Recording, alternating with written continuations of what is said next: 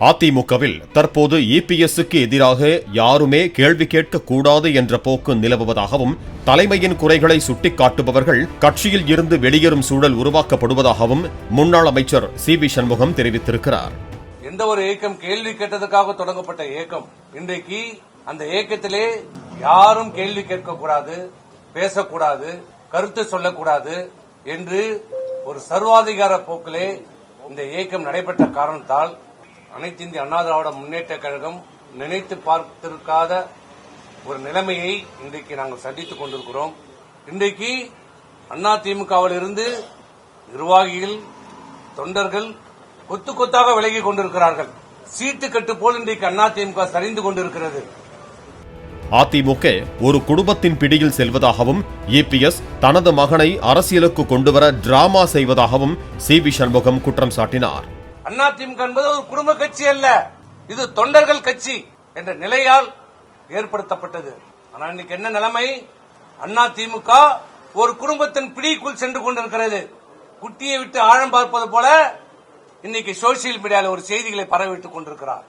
நேற்று அவர் கூட்டம் நடத்தியதாகவும், அந்த கூட்டத்தில் எல்லாம் ஆரவாரமாக உங்கள் மகனை அரசியலுக்கு கொண்டு வாங்க, அதுல எந்த ஆட்சேபனையும் இல்ல, அதுக்கு எதுக்கு இந்த டிராமா?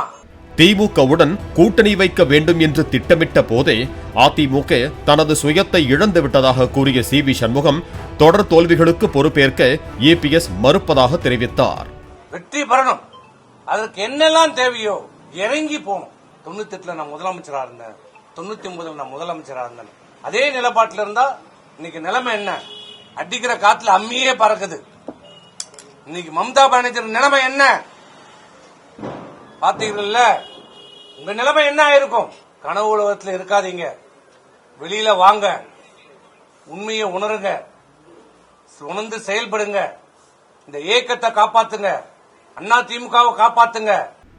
அதிமுக பொதுக்குழுவை கூட்ட முடியாவிட்டால் செயற்குழுவையாவது கூட்டி தேர்தலில் ஏற்பட்ட தோல்விக்கான காரணத்தை ஆராய வேண்டும் என்று இபிஎஸ்க்கு சி.வி. சண்முகம் வலியுறுத்தினார். பிளே ஸ்டோர் மற்றும் ஆப் ஸ்டோரில் இருந்து பாலிமர் செயலியை QR கோடு மூலம் பதிவிறக்கம் செய்யுங்கள். செய்திகளை உடனுக்குடன் பெறுங்கள்.